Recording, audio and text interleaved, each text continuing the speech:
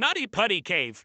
John Jones, a young 26-year-old man, decided to explore the Nutty Putty Cave in the Utah desert near Salt Lake City. This wasn't his first caving experience, as he and his brother Josh used to explore caves around Utah, even though it was the first time he would have gone into the Nutty Putty Cave specifically. The cave was considered beginner-friendly, as it was well-mapped, and the first main parts were accessible to everyone, such as the maze or the big slide. There were also some harder areas for more experienced cavers, like the birth canal, which was an incredibly tight passage. John wasn't going alone. He went with a group of 11, including family and friends. The cave was closed off at the time because some cavers had previously gotten stuck, but it was reopened and accessible only to those with a specific permit. Josh managed to get one, and on November 24th, 2009, they went in. Everyone stayed in the beginner-friendly areas, but John and Josh quickly got bored and started looking for the harder tunnels they had heard about. They knew about the birth canal, one of the tightest passages in the cave, which, after the narrowest part, had a room where they could stand up and turn around to head back. They ventured into the narrow passages of the cave, and at one point, they reached an area called the Corkscrew, named that way because of how hard it was to get through. It was after the Corkscrew that cavers would normally turn around, but 5 years before, an accident had happened in that exact spot. A 16-year-old boy named Brock Clark got stuck there, even though he was just 5 feet 7 inches tall and weighed only 140 pounds. He had to wait a whole 14 hours before getting freed. John, however, was 6 feet tall and weighed 200 pounds, so he clearly knew he couldn't turn around to go back in that specific part of the tunnel. In a space only 12 inches high, he squeezed his stomach in and kept moving forward until he got to a point where he was headfirst at a downward angle. It looked like there was an area ahead where he could finally turn around, so he kept going in. But what he didn't know was that beyond that ledge, the area was uncharted. No one had been there before him. He still thought he was in some part of the birth canal, and since he knew many cavers felt stuck just like he was, but eventually found a place to turn around, he continued on. After a while, however, he started sliding toward the bottom of the tunnel, almost doing a handstand to hold on and try to push himself back up. He immediately yelled to his brother to stop, and they started discussing what they should do. As John's arms were starting to lose strength, they decided to move forward just a little more and then turn around, because John saw a hole in the floor ahead that he thought might lead to a larger space. What he didn't realize, however, was that it was just a dead-end opening at the bottom of the tunnel, so once he went in, he was stuck in a vertical position, upside down. The opening was just 18 by 10 inches, and any effort to get out proved useless, so he screamed for help. His brother Josh came in feet first and squeezed one of John's legs with his own, trying to pull him out. This also didn't work, and after Josh became exhausted, they decided that he would exit the cave to call for help. John waited there upside down, and gravity kept pushing him further into the opening, with his chest getting compressed against the walls, allowing him to take only small breaths. The first rescuer arrived after 3 hours. She had a rope tied to her ankle so she could be pulled back out while she put another rope around John's legs to try to pull him out. This also didn't work, so they decided to install a pulley system, which was much stronger than just a human pull, and it was what had gotten Brock Clark free 5 years prior. However, this required a lot of time, since each piece of equipment had to be brought through the entire cave, which took nearly an hour. Also, only one assistant at a time could be there, and only small tools could be brought in. After spending the whole night there, John's body was starting to show the signs of being upside down for more than 12 hours. He had been completely lucid up to that point, but now he was starting to lose his sanity, hallucinating. The oxygen concentration in the air was also dropping lower and lower. During this time, they brought in a device that allowed him to speak with his wife, who encouraged him to hang on. John assured her that he would be out with her soon. Around 4 o'clock, the pulleys were ready, so rescuer Ryan Schurz, who was inside the cave, grabbed John's legs and they activated the pulley. John started screaming in agony as his legs turned blue and no longer had a pulse, telling them to stop. After a brief pause to let him calm down, they tried again, and it seemed to be working. John rose high enough that Ryan was able to make eye contact with him and give him some Gatorade through a tube. His situation was still very bad, however, as his lifeless legs were hitting the ceiling and blocking him from getting out of the hole. They were strongly considering breaking his legs, as time was really starting to run out. Then, the rope holding the pulley broke, pulling everything toward Ryan's face and injuring his face, lips, tongue, and causing a concussion. He lost consciousness briefly, and when he woke up, he immediately left the cave. Meanwhile, John had slipped back into the hole, and it took another hour to repair the pulley. When they tried pulling him out once more, John wasn't responding. Since it would have been impossible to lift him without his help, they sent a medic inside the cave to check whether he was still alive. At 11:56 on November 25th, John Jones was declared dead. The entire cave system was then closed off with concrete, and they placed a plaque to commemorate John Jones's life.